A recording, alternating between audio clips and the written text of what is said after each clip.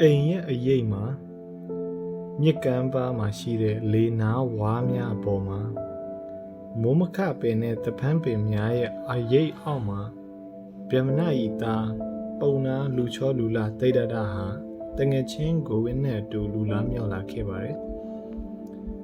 မြစ်ကမ်းပါးမှာရေချိုးမီးလုံလို့တဲ့အတွက်ကြောင့်သူ့ရဲ့ပခုံးများဟာနေအောင်စားပြီးမွဲချောက်ချောက်ဖြစ်နေပါတယ်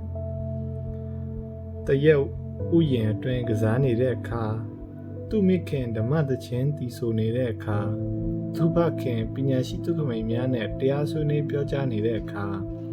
သူ့မျက်လုံးများဟာအရေးမြတရိပ်ရိပ်ပေါ်ပေါက်လာပါတယ်တေရဒဟာပညာရှိသူခမိန်များရဲ့တရားစကားဝိုင်းမှာပါဝင်ဆွေးနွေးပူးဒီမှာလည်းများလာပြီတငယ်ချင်းကိုဝင်းနဲ့အတူတရားစကားငင်းခုန်နေရတာလဲတစ်ချိန်မကဖြစ်နေပြီကမ္မထမ်းဘာဝနာပွားများအထုတ်ပူးဒီမှာလဲအချိန်များလာပါပြီသူဟာမြင့်မြတ်တဲ့အခရာစလုံးဖြစ်တဲ့အိုမ်ကိုလည်းအတန်မထွက်ပဲရွတ်ဆိုတက်နေပြီအာနာပနကမ္မထမ်းကိုစီးဖြန်းရင်းနဲ့လဲထိုအိုမ်အခရာကိုရွတ်ဆိုတက်နေပါပြီမြင့်မြတ်စင်ကြယ်တဲ့စိတ်နှလုံးအယောင်ဝန်းဟာသူ့ရဲ့နဖူးပြင်မှာရေးထားသလိုထွန်းလင်းတောက်ပနေပါတယ်မိမိဘဝရဲ့အတွင်းသားမှာရှိတဲ့တကိုလည်းသူခွဲခြားတိတက်မြင့်တက်ဖြစ်နေပါပြီ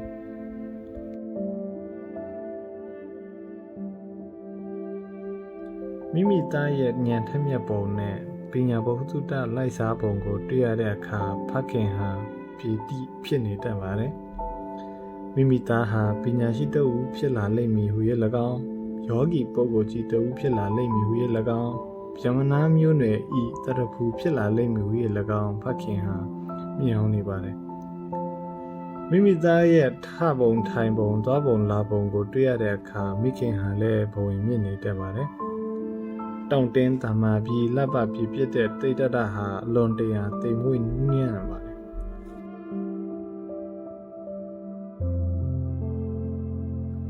မြို့တွင်မှတိတ်တတလျှောက်သွားတဲ့အခါသူ့ရဲ့ထဲဝါလက်ရှိတဲ့မျက်ခုံးမဟာသွေးပါတဲ့မျက်လုံးပြည့်ပြည့်သည့်ကိုယ်နေကိုယ်ထားကိုတွေ့ရတဲ့ဖြစ်၍ဗြဟ္မဏသမီးပြိုများဟာတိတ်တတအားအငမ်းမရကြည့်ကြပါတယ်ချစ်ကြိုက်သည့်စိတ်ဖြစ်ပေါ်လာပါတယ်ဗျမနရဲ့သားတယောက်ဖြစ်သူဂဝင်းမာမူသူ့ကိုချစ်ဆုံးဖြစ်လေဂဝင်းဟာတိတ္တရရဲ့လှပတဲ့မျက်လုံးကြည်လင်ပြတ်သားသောအတန်ကိုချစ်ပါတယ်တိတ္တရလမ်းသွားပုံကိုလည်းနှစ်သက်ပါတယ်တိတ္တရရဲ့တိမ်မွေ့တဲ့ဟန်မူရာကိုလည်းသဘောကျပါတယ်တိတ္တရလှုပ်သမျှပြောသမျှဘာမဆိုကုန်ကြည်နပ်ပါတယ်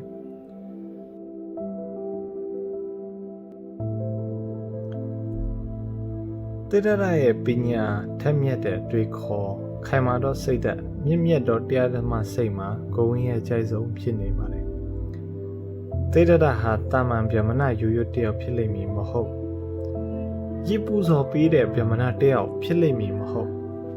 စီးပွားရှာသည့်ငွေမက်သည့်ဗျမနတယောက်ဖြစ်လိမ့်မည်မဟုတ်ဘဝင်မြင့်နေတဲ့စာဟောဆရာဗျမနတယောက်ဖြစ်လိမ့်မည်မဟုတ်ရဲ့၎င်းသူကယုံကြည်ပါတယ်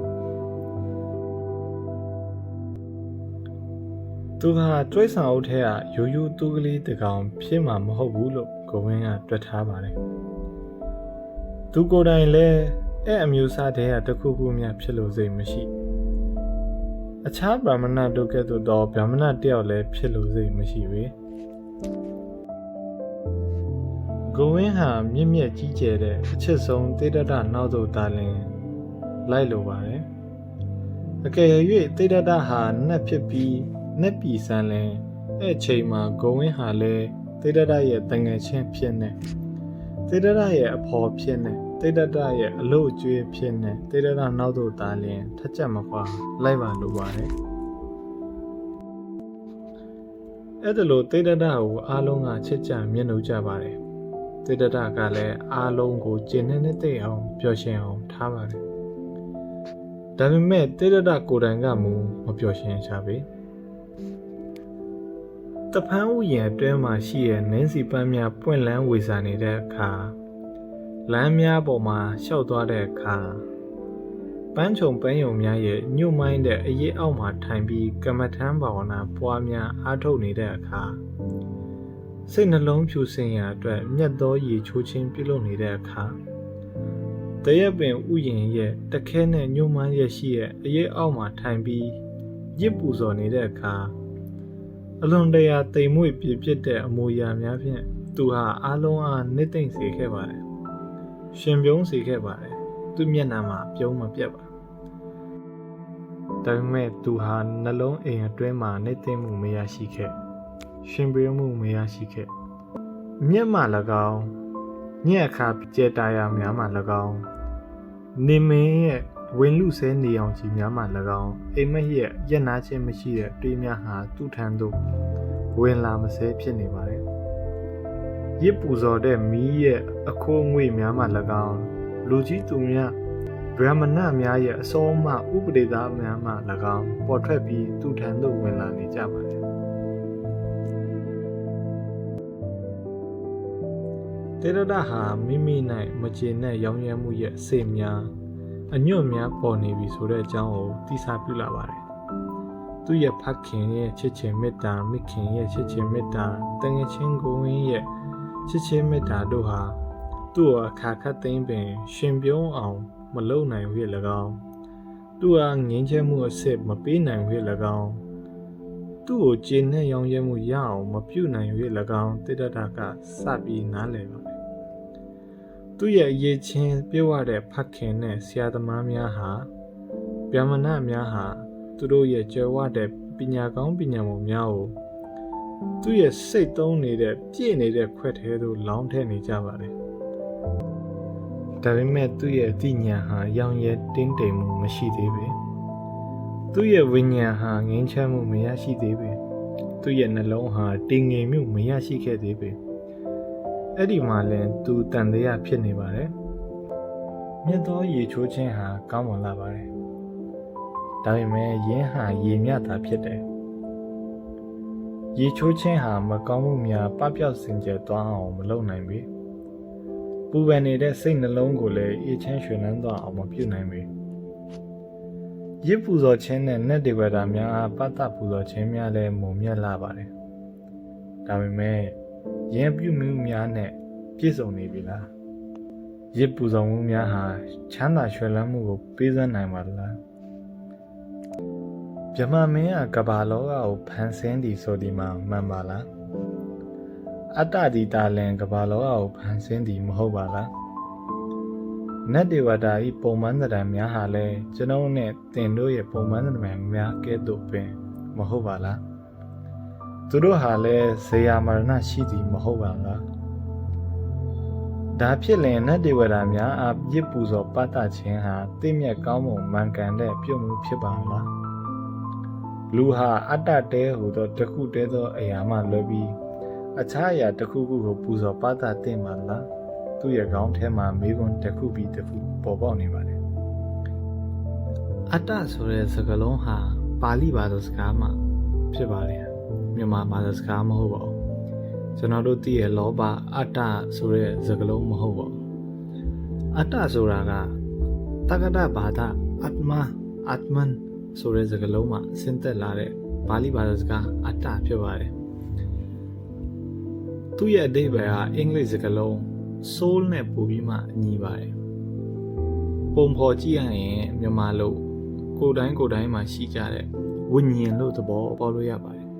ဒါပေမဲ့ပို့ပြီးကျယ်ပြန့်ပါတယ်သေးစိတ်ကိုတော့ကျွန်တော်မြန်မာစကားလုံးနဲ့ရှင်းပြလို့မရပါဘူးဒါပေမဲ့အင်္ဂလိပ်စကားလုံးကို ATMAN ဆိုတဲ့တက္ကသစကားလုံးကိုသွားပြီးမှရှာလို့ရှိရင်တော့ပို့ပြီးသိကြပါမယ် energy တခုပေါ့ခန္ဓာကိုယ်အတွင်းမှာရှိတဲ့ energy တခုကျွန်တော်တို့ရဲ့ကိုယ်ဆောင် energy တခုပေါ့ကမ္ဘာမှာလည်းရှိရဲ့ကျွန်တော်တို့မှာလည်းရှိရဲ့ကိုယ်ဆောင် energy တခုပေါ့ရှေ့ဆက်ကြအောင်အတ္တကိုဘယ်မှာရှာလို့ရသလဲအတ္တဟာဘယ်နေရာမှာရှိသလဲအတ္တဟာအသားအယိုးမဟုတ်အတွေ့အသိမဟုတ်ဘူးပညာရှိများကပြောထားကြပါတယ်ဒါပေမဲ့အတ္တဘယ်မှာရှိလဲအတ္တရှိရာသို့သွားရန်အတွက်တခြားရှာဖွေသင့်ရှာဖွေအတွက်လမ်းရှိသေးသလား အဲ့လမ်းကိုဘသူကမှမသိဘသူကမှမညုံပြသူဖခင်လည်းမသိသူဆရာသမားလည်းမသိမြင့်မြတ်တဲ့ဓမ္မဂီတများကလည်းမသိဗျာမဏများနဲ့၎င်းတို့ရဲ့မြင့်မြတ်တဲ့ဓမ္မကျမ်းဂန်များဟာအရာဝတ္ထုအလုံးကိုသိပါတယ်သူတို့ဟာအရာဝတ္ထုအလုံးအတွင်းသို့ထွန်းပေါက်ဝင်ရောက်သွားပါတယ်ကမ္ဘာလောကရဲ့ဖန်ဆင်းမှုစကားစတင်ဖြစ်ပေါ်မှုဖတ်သက်ဝင်သက်နဲ့ဒေဝတာတို့ရဲ့အပြုံမှုစတဲ့အားလုံးကိုသိပါတယ်သူတို့ဟာကျယ်ပြန့်တဲ့အသိဉာဏ်နဲ့ပြည့်စုံပါတယ်ဒါပေမဲ့အရေးကြီးတဲ့တစ်ခုတည်းသောအရာဝတ္ထုကိုမသိရင်ထိုအရာဝတ္ထုအားလုံးကိုသိရကောဘာအကျိုးရှိမလဲသူ့ခေါင်းထဲမှာမိဂုံပေါင်းများစွာပေါ်ပေါက်နေပါတယ်အရှိတိုင်းယဉ်ကျေးမှုဓမ္မကျမ်းဂန်များစွာဟာသူတို့ရဲ့ဂါထာတို့ဟာအလုံးထက်ပိုပြီးမှဗေဒကျမ်းထဲကမှတာမဗေဒကျမ်းရဲ့ဥပနိရှက်တို့ဟာထိုအတွင်းကျတဲ့အရာဝတ္ထုအကြောင်းကို soul အကြောင်းကို atma အကြောင်းကိုကြင်ပြင်းပြင်းပြောပြထားကြပါတယ်။တင်းရဲ့ဝိညာဉ်သည်ကမ္ဘာလောကတစ်ခုလုံးကိုဖြစ်သည်ဒီကမ္ဘာလောကတစ်ခုလုံးဟာတင်းရဲ့ဝိညာဉ်ဖြစ်သည်ဒီမှာဝိညာဉ်ဆိုတဲ့စကားလုံးကို atman ဆိုမှအစားထိုးလို့ရတယ်ပေါ့နော်။ဟုတ်ရှင်းရှင်းလင်းလင်းပြတ်သားစွာရေးသားထားကြပါတယ်အိပ်ပျော်သွားရင်သင်ဟာမိမိအတွင်းသားထဲမှာထိုးဖောက်ဝင်ရောက်ပြီးအာတ္မာ၌ဆိုး၌နေထိုင်၏ဟူ၍ပြောပြထားကြပါတယ်အဲ့ဒီဂါထာပုတ်ပါဠိများ၌အံ့ဩဖွယ်ပညာဉာဏ်များစုနေကြပါတယ်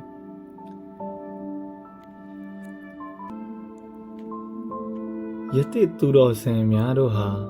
အဲ့ဒီအသိပညာအားလုံးကိုပြားများတုံမိထားတဲ့ပြားရည်တကယ်တော့စင်ကြယ်တန့်ပြန့်စွာအနစ်ချုပ်ကိုယူပြီး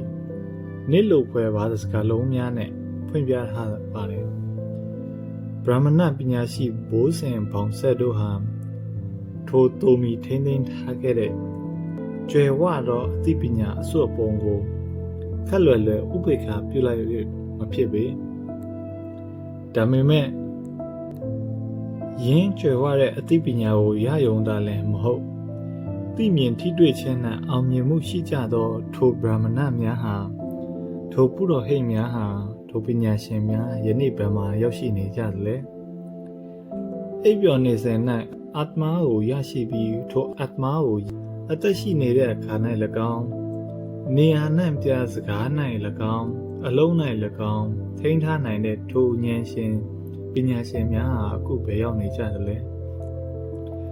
တိရတ္တဟာထိတ်တန်းဗြဟ္မဏများစွာကိုသိပါတယ်အလုံးထက်ပိုပြီးသူ့ရဲ့ဖခင်ဟာမြင့်မြတ်စင်ကြယ်တဲ့သူဉာဏ်ပညာကြီးသူလေးစားအပ်သူဗြဟ္မဏတယောက်ဖြစ်ပါတယ်သူ့ရဲ့အမူအရာဟာငြိမ်သက်ပါတယ်မြင့်မြတ်ပါတယ်သူ့ရဲ့ဘဝဟာစင်ကြယ်ကောင်းမြတ်ပါတယ်သူ့ရဲ့စကားများဟာနက်နဲပါတယ်သူ့ရဲ့အုံနောက်မှာလက်ပတ်မြင့်မြတ်တဲ့အတွေးခေါ်များဆွေးနေကြပါတယ်ဒလောက်မြတ်တတိနားလေနေတဲ့သူ့ဖခင်ဟာပင်စေးလက်ရရနေပြီလားငင်းချမ်းမှုစေးရနေပြီလားသူဟာမရောက်ရဲနိုင်သေးတဲ့သူတည်တည်တယောက်ပဲမဟုတ်ဘူးလားသေရတဟာမေကုံထုတ်နေပါတယ်သူရောမရောက်ရဲနိုင်သည့်မသိမှုဖြင့်ဓမ္မခရီးကိုဆက်မသွားဘူးလားရစ်ပူဇော်မှုများ၌၎င်းကျမ်းဂန်စာအုပ်များ၌၎င်းဗြဟ္မဏတို့ရဲ့တရားဆုံးမ၌၎င်းသူဟာသူမသိသေးတဲ့အရာကိုမစူးစမ်းမရှာဖွေချင်တော့ဘူးလားသူဟာပြက်နာမရှိသူဖြစ်တော်လဲနေ့စဉ်နေ့တိုင်းဘာကြောင့်မြတ်သောရေချိုးခြင်းဖြင့်သူ့ရဲ့ပြစ်တွေကိုစေးကြောပြီးမိမိကိုယ်ကိုစင်ကြအောင်ပြုလုပ်နေရတယ်လေတရရဟာသူ့ရဲ့အတွေးကဘာထဲမှာချိန်ကုန်နေပါလေသူ့အဖေရဲ့ဇီဝခန္ဓာထဲမှာအာတ္မာမရှိတော့ဘူးလားသူဟာသူ့ခန္ဓာကိုယ်ထဲမှာရှိတဲ့အာတ္မာကိုရယူတင်တာမဟုတ်ဘူးလားဘာကြောင့်လူတွေဟာကိုယ့်အထဲမှာရှိတဲ့အာတ္မာနဲ့ပြည့်စုံအောင်မလုပ်ပဲအပြင်မှာရှိတဲ့အရာတွေကိုရှာမြည်ခြင်းနဲ့ကိုယ့်ကိုယ်ကိုလက်စားနေကြသလဲဘာကြောင့် ကိုယ်ထဲမှာရှိတဲ့အတ္တမကိုမပူဇော်ပဲနတ်ဗြဟ္မဏတွေကိုပူဇော်နေကြတယ်လေသေရတဟာမေကွန်ပေါင်းများစွာထုတ်နေပါတယ်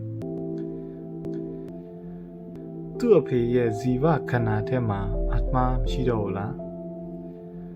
သူဟာသူ့ခန္ဓာကိုယ်ထဲမှာရှိတဲ့အတ္တကိုရယူတင်တာမဟုတ်ဘူးလားဘာကြောင့်လူတွေဟာကိုယ်အထဲမှာရှိတဲ့အတ္တနဲ့ပြည့်စုံအောင်မလုပ်ပဲအပြင်မှာရှိတဲ့အရာတွေကိုရှာမြည်ခြင်းနဲ့ကိုယ့်ကိုယ်ကိုလက်စားနေကြသလဲဘာကြောင့်ကိုယ်အထဲမှာရှိတဲ့အတ္တကိုမပူဇော်ပဲနတ်ဗြဟ္မဏတွေကိုပူဇော်နေကြသလဲအဲ့ဒီဂါထာကပေါ်ပြထားပါတယ်သူကခဏခဏစိတ်ထဲမှာအယူဖတ်တာပေါ့နတ်ပြည်နတ်လောကဟာအဲ့ဒီနားမှာရှိတော့လဲသေတ္တဟာဘယ်တော့မှအဲ့နတ်ပြည်အဲ့နတ်လောကကိုမရောက်ဘူးပေါ့ဘယ်တော့မှနောက်ဆုံးဆန္ဒကိုသူပြေမသွားခဲ့ပါဘူးဒါပြင်သူတိတဲ့သူ့ရဲ့ကိုတရားဆုံးမှညွန်ကြားပြောကြားတဲ့ပညာရှိများတွေတယောက်မှနတ်လောကကိုရောက်ရှိသွားတယ်ဟူ၍သူမသိပါဘူးထာဝရမွတ်သိမ့်မှုပြင်ငင်းသွားတယ်သူလည်းကိုဝင်သေတ္တဟာသူ့ရဲ့မိတ်ဆွေကိုခေါ်လိုက်ပါတယ်ကိုဝင်လာခဲ့ညောင်ပင်အောင်ကိုသွားကြရအောင်ဟိုမှာငါတို့ကမ္မထမ်းထိုင်ကြရအောင် meditate လုပ်ရအောင်ပေါ့သူတို့ဟာညောင်ပင်အောင်ကိုသွားပြီးတယောက်နဲ့တယောက်အလန်း20လောက်ခွာပြီးထိုင်ကြပါတယ်အုံးကိုရွတ်ရန်စနစ်တကျထိုင်ပြီးတဲ့အခါသေတ္တဟာဂါထာပတ်တစ်ခုကိုသူရွတ်လိုက်ပါတယ်အဲ့ဒီဂါထာပတ်ကိုကျွန်တော်အင်္ဂလိပ်လိုပြောပြပါမယ်နော် Om is the bow, the arrow is the soul, Brahman is the arrow's goal, at which one aim unflinchingly. Om ဟာမြားဖြစ်ပါတယ် Soul အာတ္မဟာမြားတန်ဖြစ်ပါတယ် Brahman ဆိုတဲ့ဒီလောကတစ်ခုလုံးရဲ့အာတ္မဟာရည်မှန်းချက်ပေါ့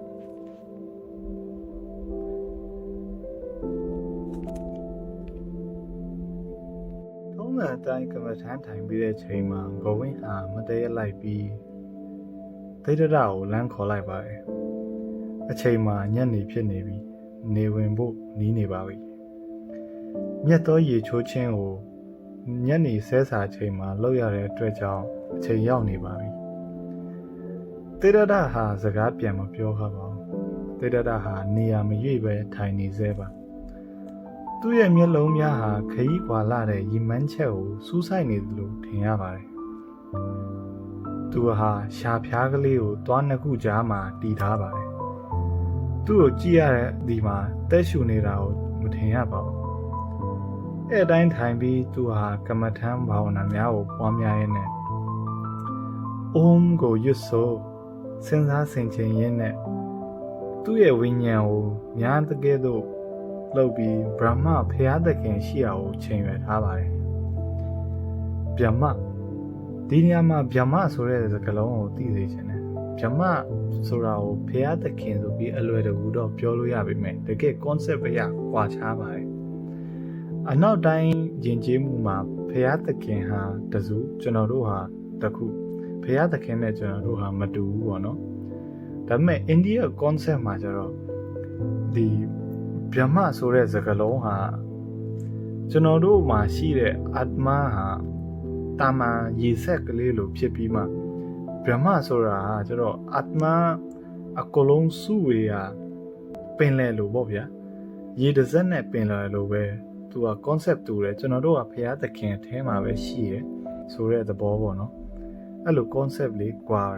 တဲ့အတွက်ကြောင့်ကျွန်တော်ရှင်းပြတာပါတခါတုန်းကတာမဏအချို့စရာမန်အချို့ဟာတေတ္တရဲ့မြို့မှဖြတ်သွားကြဘူးပါတယ်ဒေသစာကြီးခရီးလဲလဲနေတဲ့ယောဂီသုံးဦးတို့ဖြစ်ကြပါတယ်သုံးလုံးဟာပင်ကိုယ်ကာယ6ကပ်နေသူများဖြစ်ကြပါတယ်အရွယ်အဖင်အိုလဲမဟုတ်ပြိုလဲမပြိုတဲ့အရွယ်တွေပေါ့သူတို့ရဲ့ပခုံးတွေဟာမြင်မုံအလင်းလင်းကပ်နေပါတယ်သူတို့ဟာကိုလုံးတီးများဖြစ်ကြပါတယ် သူတို့ရဲ့ခန္ဓာကိုယ်ထဲမှာသွေးစသွေးနတွေပေနေကြံစဲပါနေအောင်စားသဖြင့်သူတို့ရဲ့အသားရည်တွေကမွဲချောက်ချောက်ဖြစ်နေကြပါတယ်သူတို့ဘာနဲ့လဲရောရောနှောနှောမရှိပဲပုပ်ကိုထူးပုပ်ကိုဆန်းလို့ဖြစ်နေကြပါတယ်ကြည့်ရဒီမှာနှိမ့်မြုပ်ဖွယ်လုံးဝမရှိပါဘူးလူအတိုင်းဝိုင်းထဲမှာတောခွေးပိန်များရောက်လာတဲ့ကဲ့သို့ထင်နေရပါတယ်ဒါပေမဲ့သူတို့ရဲ့ငြိမ်သက်နေတဲ့အတွေ့အထိဟာပတ်ဝန်းကျင်ကိုလွှမ်းမိုးနေပါတယ်သူတို့ရဲ့အကျင့်မှာပြုတော့မဟုတ်ပါဘူးအဖြတ်ဖြစ်နေပါတယ်မိမိတို့ရဲ့ဘဝကိုအညာတာမဲ့စွာမိမိတို့ရဲ့ခန္ဓာကိုယ်ကိုရက်ဆက်စွာလစ်လျူထားသူများဖြစ်ကြပါတယ်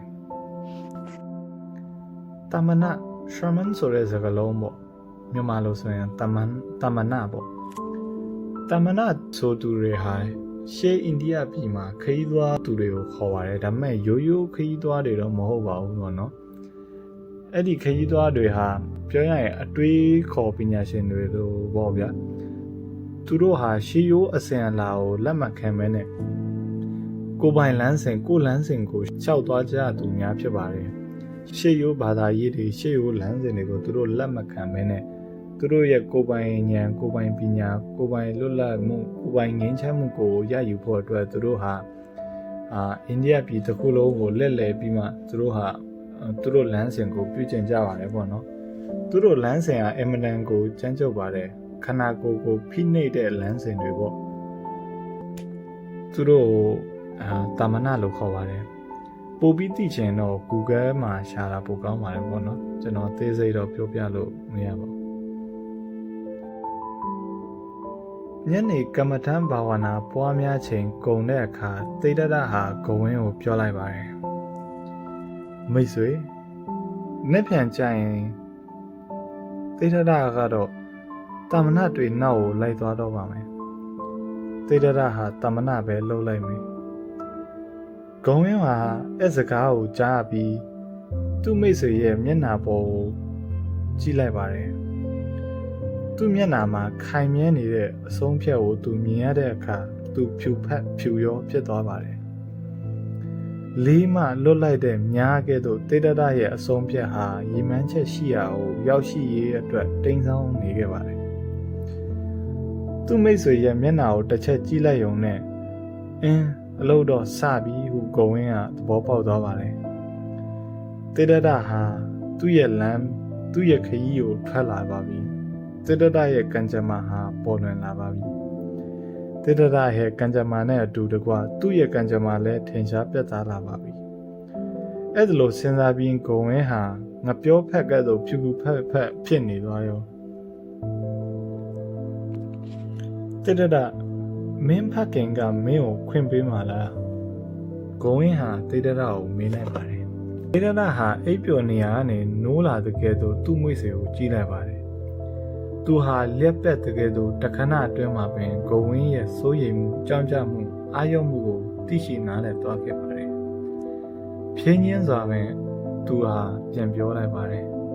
။ငါစကားရှည်မနေချင်တော့ဘူးဂုံဝင်း။နှစ်ဖြန်မိုးလင်းတာနဲ့တပြိုင်နက်ငါတာမနာဘဝကိုအစာပြုတော့မယ်။ဒီအကြောင်းနဲ့ပတ်သက်ပြီးနောက်ထပ်စကားမဆိုင်ကောင်းလိမ့်မယ်။သေတ္တဟာခန်းတစ်ခုအတွင်းသို့ဝင်လာတယ်။အဲ့အခါမှာဖခင်ဖြစ်သူဟာဖျာပေါ်မှာထိုင်နေပါတယ်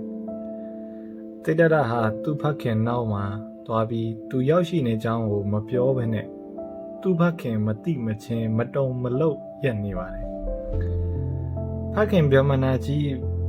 သူ့ကိုတွေးလိုက်တဲ့အခါသေတ္တလားဘာပြောချင်လို့လဲ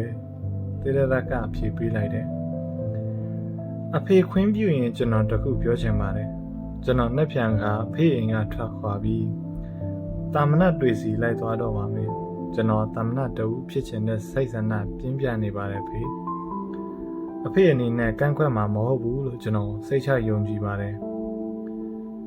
ကျေတာယာများထိုပတင်းပေါက်ငယ်ကိုဖျက်ကျော်သွားတဲ့အထိဖခင်ဟာစကားမပြောဘဲတုံနိဘောလုံနေပါတယ်တားဖြစ်သူဟာလည်းလက်အုပ်ချီမတုံမလို့ရက်နေပါလေဆန္ဒပြနေသလိုပေါ့အဖေဖြစ်သူလည်းဖျားပေါ်မှာကြောက်ရွံ့ကဲ့သို့ထိုင်နေတယ် ကျေတာယာများကကောင်းကျင်ပြင်မှာဖြတ်ကျော်သွားကြပြီအဲနောက်မှာဖခင်ဟာစပြီးပြောပါတယ်ဒေါသနဲ့စကားအော်ကျဲဟစ်ကျဲပြောတာဟာဗြဟ္မဏတွေအနေနဲ့မသိရောပါဘူးဒါပေမဲ့ငါနှလုံးထဲမှာစိတ်မချမ်းမသာဖြစ်နေတယ်ဒေါသပေါ်ပေါက်နေပါတယ်မင်းစီမှာဒီလိုတောင်းပန်တာမျိုးငါနောက်ထပ်မကြားချင်တော့ဘူးဖခင်ဗြဟ္မဏကြီးဟာဖြင်းချင်းစွာထပြီးတေရဒကမူလက်အုပ်ချီလျက်မတုံမလို့ပြက်မြဲရက်နေတယ်မင်းဘာကိုစောင့်နေတာလဲဖခင်ကမေးလိုက်တယ်ကျွန်တော်ဘာစောင့်နေတယ်ဆိုတာဖေသိပါတယ်တေရဒကပြန်ဖြေပါတယ်ဖခင်ဖြစ်သူဟာစိတ်မချမ်းမသာဖြစ်တဲ့အတွက်အခန်းထဲမှာထွက်ပြီးအိယာထဲသွားလဲလိုက်ပါတယ်တဏှာခန့်ကြာသွားပါတယ်ဒါပေမဲ့ဗြဟ္မဏကြီးဟာအိတ်မပြောပါဘူးထပြီးအိမ်ထဲမှာဟိုလျှောက်သွားဒီလျှောက်သွားလုပ်နေပါတယ်အဲနောက်မှာအိမ်ထဲကပြန်ထွက်ပြီးသူဟာပဒင်းပေါက်ငယ်မှသေရတာကိုကြည့်လိုက်ပါတယ်လောက်ချီပြီးမလုံးမရက်နေတဲ့သေရတာကိုတွေ့မြင်ရပါတယ်သူ့ရဲ့ဝါဖြက်ပြော့ရဲ့အင်ဂျီနဲ့တလက်လက်ဖြစ်နေပါတယ်နှလုံးထဲမှာနာကျင်လာတဲ့အတွက်ဖခင်ဗြဟ္မဏကြီးဟာအိယာထဲမှာထပ်ပြီးသွားပြီးပြန်လဲအိပ်ပြန်နောက်တစ်နာရီကြာပြန်တယ်ဒါပေမဲ့ဗြဟ္မဏကြီးဟာအိပ်ရမရပါဘူးထပ်ပြီးအိမ်ထဲမှာဟိုလျှောက်သွားဒီလျှောက်သွားလုံနေပြန်တယ်အိမ်အပြင်ထွက်ပြန်တယ်အဲ့အခါမှာလက်ထွက်တာကိုသူတွေ့ရပါတယ်ပဒင်းပေါက်ငယ်မှကြီးလိုက်တဲ့အခါလက်အုပ်ချီပြီးမလုံးမရက်နေတဲ့ဒေဒတာကိုတွေ့ရပြန်တယ်သူ့ရဲ့ညိုတကြီးပေါ်မှာလိုက်အောင်တလက်လက်တောက်နေတယ်နှလုံးထဲမှာနာကျင်လာတဲ့အတွက်ဖခင်ဗြဟ္မဏကြီးဟာအိယာထဲသွားလဲလိုက်ပြန်တယ်အဲနောက်မှာတဏှာရဲ့အကြာမှာတစ်ခါနန္နာရဲ့အကြာမှာတစ်ခါဖခင်ဗြဟ္မဏကြီးဟာထလာပြီးပဒင်းပေါက်ကနေကြီးလိုက်ပြန်တယ်လိုက်အောင်အောက်မှာ၎င်းကျဲအောင်အောက်မှာ၎င်းအမောင်ထဲမှာ၎င်းမလုံးမရက်မြဲရက်နေတဲ့သေရတာကိုတွေ့ရပါတယ်။အဲနောက်ဖခင်ဗြဟ္မဏကြီးဟာတဏှာကြီးပြီးတဏှာကြီးချွတ်နေလာပြီးအခန်းထဲမှာလမ်းမြော်ကြည့်ပါတယ်။ကြောက်ရွံ့ကဲ့သို့မလုံးမရက်တာရက်နေတဲ့သေရတာကိုတွေ့ရတယ်။သူ့ရဲ့နှလုံးမှာဒေါသတောကဒေါမနတပြည့်ရှံလာလေတယ်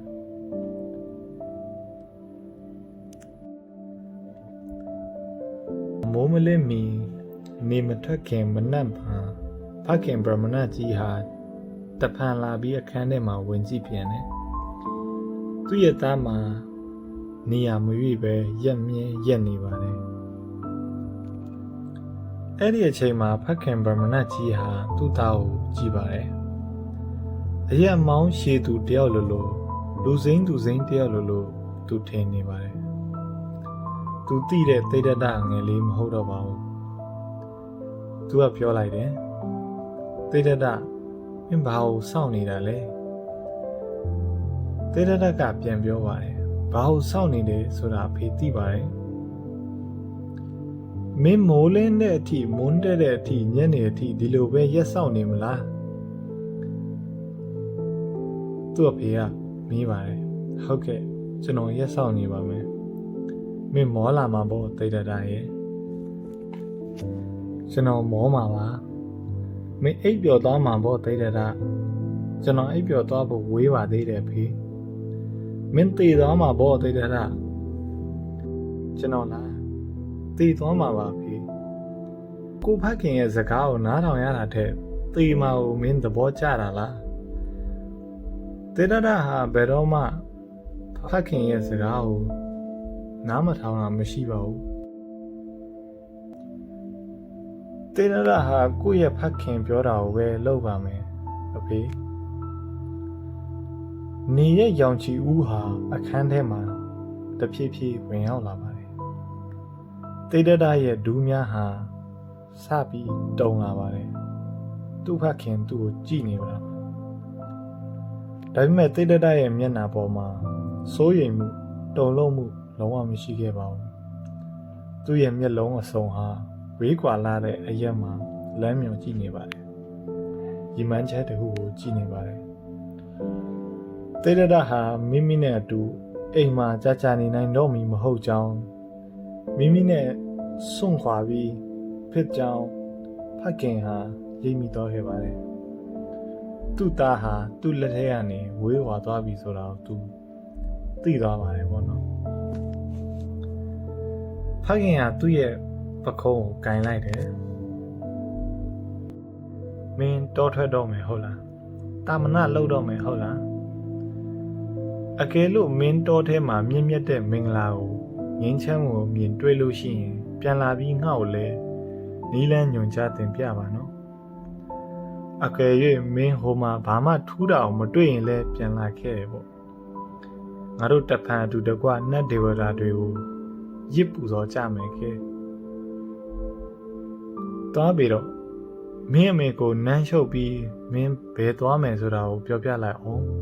ငါတွက်တော့အခုမြစ်ထဲသွားပြီးမြင့်မြတ်တဲ့ရေချိုးခြင်းကိုပြုလုပ်တဲ့အချိန်ရောက်နေပါပြီ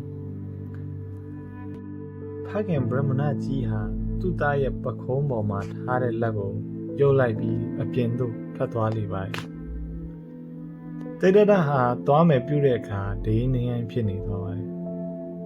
သူဟာကိုထိန်းထားပြီးသူ့ရဲ့ဖခင်ကိုဥညွတ်ရည်သေးပြုလိုက်ပါတယ်။အဲနောက်မှာဖခင်ပြောကြားတဲ့အတိုင်းပြုလုပ်ဖို့အတွက်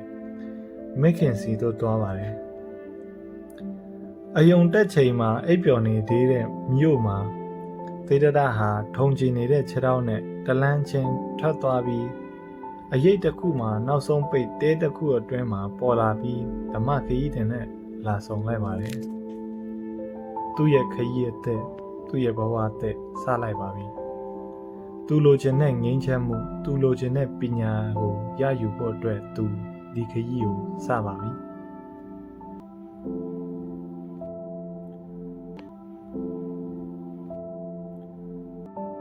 မင်းရောက်လာပြီလားသေတဒကပြုံးရင်းနဲ့ပြောလိုက်ပါတယ်။အေးငါရောက်လာပြီ။ကိုဝင်းကပြန်ဖြေလိုက်ပါတယ်။ဒီခရီးမှာကိုဝင်းကလည်းသေတဒနောက်ကိုလိုက်ခဲ့ပါတယ်။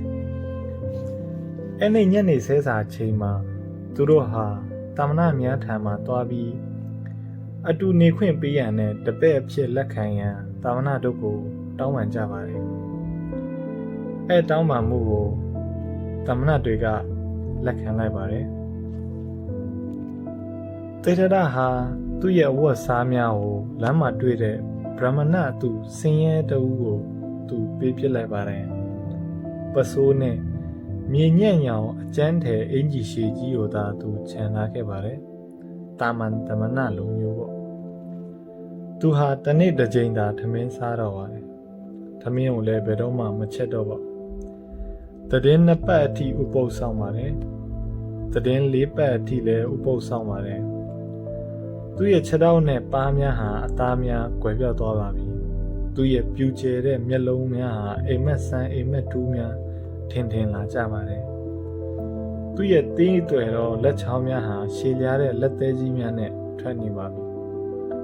သူ့ရဲ့မီးပေါ်မှာမွဲ66ထူဖြစ်ဖြစ်မှုတ်စိတ်မွေးများပေါက်နေပါတယ်။အဝတ်ကောင်းများဝတ်ကြတဲ့မြို့အစားကောင်းများစားကြတဲ့မြို့သူမြို့သားတို့ရဲ့အကြားမှာသူဖြတ်သွားတဲ့အခါတိုင်းသူဟာအဲ့ဒီဘဝကိုဆက်ဆုပ်ယုံရှာလုံးသဖြင့်မဲ့ရွက်သွားတတ်ပါတယ်သူဟာကုသန်းရောင်းဝယ်နေကြတဲ့တထေးတကြွယ်များကို၎င်းတောကစားထွက်ကြတဲ့မင်းကြီးမင်းသားများကို၎င်းမတအိမ်မှာပရိဒေဝမီတောက်လောင်နေကြတဲ့သူများကို၎င်းမိမိကိုယ်ကိုပုံအပ်နေနေကြတဲ့ပြည်တံစာမများကို၎င်းယောဂတေကိုကုသနေကြတဲ့ဆေးစရာများကို၎င်းပြိုကျရမယ့်နေ့ရက်ကိုရွေးကြသည့်ပုရောဟိတ်များကို၎င်းအချက်ပလူးနေကြတဲ့ချစ်သူများကို၎င်းကလေးကိုချော့မြူနေကြတဲ့မိခင်များကို၎င်းမြင်တွေ့ရပါတယ်အဲ့ဒီအရာအလုံးဟာမျက်စိတစ်စိတစ်စောင်းစောင်းငဲ့ကြည့်ထိုက်တဲ့အရာပင်မဟုတ်ကြပါဘူးအားလုံးဟာအယောင်ဆောင်များဖြစ်ကြတယ်အားလုံးဟာအလိမ်များဖြစ်ကြတယ် အားလုံးဟာအင်ဒရီတို့ရဲ့လက်စားမှုဖြစ်တယ်ဒုက္ခရဲ့လက်စားမှုအလရဲ့လက်စားမှုများဖြစ်ကြတယ်အားလုံးဟာပျက်စီးကိုပျက်စီးရမယ့်အရာတွေဖြစ်တယ်ကမ္ဘာလောကဟာအယတာခါပါတယ်ဘဝဟာဒုက္ခအတိအလင်းဖြစ်တယ်တေတရရဲ့မျက်နာမှာတေတရရဲ့မျက်စိမှာတခုတည်းရည်မှန်းချက်ရှိပါတယ်အဲ့ဒီရည်မှန်းချက်ဟာစိတ်သုံးသွားရန်ဖြစ်ပါတယ်တဏှာလောဘအာတာတောမနတဒေါမနတစိတ်သုံးသွားရန်ဖြစ်ပါတယ်အတ္တကိုအမြင့်ဖြုတ်ရန်ဖြစ်ပါတယ်အတ္တမှလွတ်မြောက်ခြင်းစိတ်သုံးနေတဲ့နှလုံးရဲ့ငြိမ်းချမ်းမှုကိုတွေးထိခြင်းဖြူစင်တဲ့အတွေးခေါ်ကိုတွေးထိခြင်းသူ့ရဲ့ရည်မှန်းချက်ဖြစ်ပါတယ်ဒီနေရာမှာအတ္တကိုပြန်ပြီးပြောပါမယ် soul energy တခုပေါ့နော်အဲ့ဒီအခါမှာအာတ္မာကိုအနိုင်ရပါတယ်အဲ့ဒီအခါမှာအာတ္မာဟာကွယ်လွန်သွားပါတယ်အဲ့ဒီအခါမှာအာတာဆန္ဒနဲ့လောဘဟာငြိမ်သွားပါတယ်အဲ့ဒီအခါမှာနောက်ဆုံးအရာနှုတ်ချလာပါလိမ့်မယ်ဘဝရဲ့အတွင်းမှာပေါ်ပေါက်လာပါလိမ့်မယ်အဲ့ဒီဟာအာတ္မာတော့မဟုတ်ပါဘူးဒါပေမဲ့ကြီးကျယ်တဲ့ရှိုးဝဲချက်ဖြစ်ပါတယ်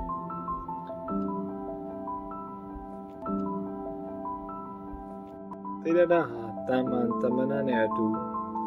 ယောဂီတို့နဲ့အတူနေပူကျဲကျဲထဲမှာရေကလည်းငတ်အခန့်ရလည်းခတ်တဲ့အခြေအနေမှာငင်သက်စွာမတည့်ရနေကြရတယ်ရေငတ်ခြင်းနဲ့အခန့်ရခက်ခြင်းကိုသူတတိမိသွားတဲ့အထိကိုမတည့်ရနေကြပါတယ်သူဟာမိုးရကြီးထဲမှာမတုံမလို့ရက်နေပါတယ်သူရဲ့သပင်များမှထုံကျင်နေတဲ့ပခုံးကိုထုံကျင်နေတဲ့တင်ပါကိုခြေထောက်ပေါ်ကိုမိုးရေများတဆက်ဆက်ကျနေတယ်ဒါပေမဲ့ယောဂီနဲ့အတူသူ့ရဲ့ပခုံးများဟာအထုံကျင်ရက်သွားတဲ့အထိမတည့်ရက်နေပါတယ်ပခုံးနဲ့ခြေထောက်များဟာမလုံးတော့တဲ့အထိသူမတည့်ရက်နေပါတယ်သူဟာစူးမြပေါ်မှာတခြားလူနဲ့အတူငြိမ်သက်စွာအိပ်နေပါတယ်သူအကျင့်သားရနေပါပြီတမနာလမ်းစဉ်ကိုနာကျင်လာတဲ့အရေးပြားမှာသွေးတစ်ဆက်ဆက်ကျနေပါတယ်ပြီးဖြစ်လာပါတယ်သွေးမကျတော့တဲ့အထိမဆူရှမနာကျင်တော့တဲ့အထိသူဟာတုံလုံးပင်ဖြစ်နေပါပြီသေရရဟာတင်ပြင်းခွေမှာထိုင်ပြီးအသက်ရှူရော့တဲ့လုံနီးကိုလုံနေပါပြီအသက်နည်းနည်းရှူတယ်အသက်ရှူရက်ကြည့်တယ်နှလုံးသွေးအခုံနဲသွားအောင်အလေးကျင့်ပြုလုပ်တယ်နှလုံးသွေးအခုံရက်သွားတဲ့အထိသူအလေးကျင့်ပြုပါတယ်တမနာကြီးများရဲ့ညွန်ပြပြောချက်အရာသေတ္တဟာတမနာထုံးတန်စင်လာအားလျော်စာကိုကာယကိုဒဏ်ထားခြင်းကမ္မထံဘဝနာများပွားများခြင်းကိုပြုလုပ်ပါတယ်ဥပြိုင်းတကောင်ဟာဝယုံတော်ပေါ်မှာပြန်တန်းလာတယ်သေတ္တဟာဗျံရဲ့ဝိညာဉ်အာတ္မာကိုမိမိရဲ့ဝိညာဉ်ထဲသို့တုတ်သွင်းလိုက်ပြီးတောနဲ့တောင်များပေါ်သို့ပြန်နှမ်းသွားပါတယ်ဥပြိုင်းတကောင်ဖြစ်သွားတယ်ငါးများကိုစားပါတယ်ဥပြိုင်းစာနီးမျိုးနဲ့စာလာတယ်ဥပြိုင်းစကားပြောပါတယ်ဥပြိုင်းသေတင်းမျိုးသေသွားပါတယ်လာတာပြင်ပေါ်မှာသူဟာတောခွေးအသေးကောင်ကိုတွေ့တယ်သူ့ရဲ့ဝိညာဉ်ဟာတောခွေးအသေးကောင်ထဲသို့ဝင်လိုက်တယ်သူဟာတောခွေးအသေးကောင်ဖြစ်သွားတယ်လာတာပေါ်မှာလဲကျသွားတယ်ဖူးယောင်လာတယ်ပုတ်ပွလာတယ်ယိုယွင်းပျက်စီးသွားတယ်ခွေးများကအပိုင်းပိုင်းပြက်ပြက်ကိုက်ဖြက်ပစ်လိုက်ပါတယ်လင်းသားများကချီယူသွားပါတယ်အယိုးစုအယိုးပုံကကြံတော့ပါတယ်မြေကြီးမြေမုံဖြစ်သွားပြီးပတ်ဝန်းကျင်ကိုရောနှောသွားပါတယ်အဲ့နောက်သေတ္တရဲ့ဝိညာဉ်ဟာတဖန်ပြန်လာတယ်သေဆုံးတယ်ယိုရင်းပျက်စီးတယ်မြေကြီးနဲ့ရောနှောသွားတယ်ဘဝဆက်ယဟန်ရဲ့ဒုက္ခပြည့်ဖြစ်တဲ့အပတ်များကိုတွေ့ကြုံပါတယ်ဘဝဆက်ယဟန်ရဲ့အပတ်ပြည့်တဲ့အခါဒုက္ခကင်းဝေးတဲ့သာဝရကာလငြိမ်းချမ်းတဲ့ကာလနိဗ္ဗာန်ကိုတောလိုက်မို့ဆိုကဲ့သို့သေတ္တဟာစောင့်နေပါတယ်သေတ္တဟာသူ့ရဲ့အင်ဒရီတွေကိုနှိတ်ကုတ်ဖြစ်ပါတယ်သူ့ရဲ့တညာကိုချိုးနှိမ်ဖြစ်တယ်သူ့ရဲ့အတ္တမ အရာထောင်တဲ့နီးယားဖြင့်လွတ်မြောက်သွားတယ်သူဟာတရိษံဖြစ်သွားတယ်တရိษံသေးကောင်ဖြစ်သွားတယ်ကြောက်ဖြစ်သွားတယ်တန်တရားလေတယ်တစ်သားဖြစ်သွားတယ်ရေဖြစ်သွားတယ်အကျဉ်းတိုင်းအခါတိုင်းသူဟာအသက်ပြန်ရှင်လာတယ်အတ္တပြန်ဖြစ်လာတယ်ဘဝဆက်ယဟန်အတွင်းမှာပြန်လဲကြာရောက်လာတယ်ဆန္ဒဖြစ်လာတယ်ဆန္ဒပြည့်ဝသွားတယ်တဖန်ပြန်ဆန္ဒအသစ်ဖြစ်လာတယ်တေရဒဟာတာမနရှာမန်ဓမ္မများစွာသင်ကြားတတ်မြောက်ပြီးပါပြီသူဟာအတ္တကိုဖျောက်သည့်နီလန်းများစွာကိုသင်ကြားတတ်မြောက်ပါပြီဒုက္ခဝေဒနာကိုခံစားခြင်းဒုက္ခဝေဒနာကိုအနိုင်ရခြင်းစားလောင်ခြင်းမွတ်သိပ်ခြင်းမောပန်းခြင်းများမှတစ်ဆင့်မိမိကိုယ်ကိုညှဉ်းပန်းနှိပ်စက်ခြင်းလမ်းများတစ်လျှောက်သူလျှောက်သွားပြီးပါပြီကမ္မထံဘာဝနာများပွားအားထုတ်ခြင်းမိမိရဲ့စိတ်နှလုံးအေးအောင်ထင်ခြင်းလွတ်ကင်းစေခြင်းသူ့ကိုယ်သူဒဏ်ထားခြင်းလမ်းမပေါ်လျှောက်သွားပါတယ်အဲ့ဒီလမ်းကြောင်းတွေကိုသူလျှောက်တယ်ပေါ့သူဟာအဲ့လမ်းများမှ၎င်းအခြားလမ်းများမှ၎င်းလမ်းအသွက်သွယ်လျှောက်သွားတာကိုသင်ကြားတက်မြောက်ပြီးပါပြီအကျဉ်းရာထောင်များစွာသူဟာသူ့ရဲ့အတ္တကိုဖျောက်ထားပြီးနေ့ရက်ပေါင်းများစွာတုံညဘဝနဲ့နေထိုင်ပါတယ်အဲ့ဒီနီးနဲ့သူဟာအတ္တကိုပယ်ဖြတ်ထားတော့လဲအပိသက်မှာသူအမြဲမပြတ်ပင်အတ္တထံမှာသူပြန်လာပါတယ်သူ့ရဲ့စိတ်ကမကျွတ်သေးဘူးပေါ့တေတ္တဟာအချိန်မောင်းရာထောင်ပေါင်းများစွာအတ္တမှာပြေးထက်သွားပြီးတုံညဖြစ်နေတော့လဲတရိษံဖြစ်ကြောက်ဖြစ်နဲ့နေတော့လဲအတ္တကိုပြန်ရောက်လာမိကိုသူမလဲတာမရှောင်တာသူလှုပ်လိုက်ရတယ်နေပူထဲမှာဖြစ်စေမိုးရထဲမှာဖြစ်စေမိမိကိုယ်ကိုတဖန်ပြန်တွေ့ရမယ်ခဏမှာမလွဲမရှောင်တာဖြစ်ပါတယ်အတ္တတဖန်ပြန်ဖြစ်လာရမှာဖြစ်တယ်သေတ္တဟာတဖန်ပြန်ဖြစ်လာရမှာဖြစ်တယ်ဒုက္ခအဖြစ်တဲ့ဘဝဆက်ယဟတ်နှိမ့်ဆက်မှုကိုတဖန်ခံစားရမှာဖြစ်တယ်သေတ္တနဲ့အတူသေတ္တရဲ့အရေးဖြစ်တဲ့ဂုံဝင်းရှိနေတယ်သူလည်းခရီးတူပင်သွားခဲ့ပါတယ်အလုတ်တူပင်လှုပ်ခဲ့ပါတယ်သူတို့နှစ်ဦးဟာတယောက်နဲ့တယောက်ရိုင်းပင်မှုလိုအပ်တဲ့အခါမျိုးတရားလေ့ကျင့်အကြောင်းပြောလိုတဲ့အခါမျိုးမှလွဲပြီးအချင်းချင်းစကားပြောခဲ့ကြပါတယ်တခါတည်းကသူတို့နှစ်ယောက်ဟာသူတို့စားဖို့ရန်အတွက်မိမိတို့ဆရာသမားများစားဖို့ရန်အတွက်ရွာများတို့အတူတကွဆုံးခံထွက်ကြပါတယ်ဒီနေ့မှဆုံးခံသွားရင်တေတ္တကမေးလိုက်တယ်ကိုဝင်းကိုဝင်းမင်းဘယ်လိုသဘောရတယ်လဲငါတိုးတက်မှုရှိလာပြီလားငါတို့ကုညီမှန်းချက်ကိုရောက်လာပြီလားလို့မင်းထင်လားဂုံဝင်းကပြန်ဖြေတယ်ငါတို့အများကြီးသင်ကြားခဲ့ပြီးပြီအခုလည်းသင်ကြားနေဆဲပဲမင်းဟာကြီးကျယ်တဲ့မဟာသမဏတယောက်ဖြစ်လာမှာပဲသိတဲ့တာမင်းဟာလေ့ကျင့်ခံဟူသည်များကိုစိုးဆိုင်မရှိပဲသင်ယူတက်မြောက်တဲ့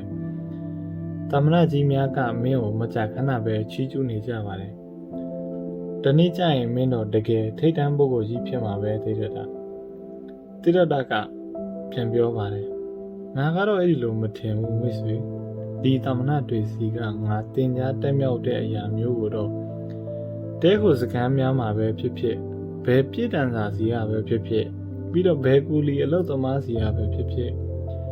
ဘယ်ကျွေးအံကစားသမားစီကပဲဖြစ်ဖြစ်အခုထက်မြင်မြင်အခုထက်လွယ်လွယ်သင်ယူတက်မြောက်နိုင်ပါတယ်ကိုဝင်း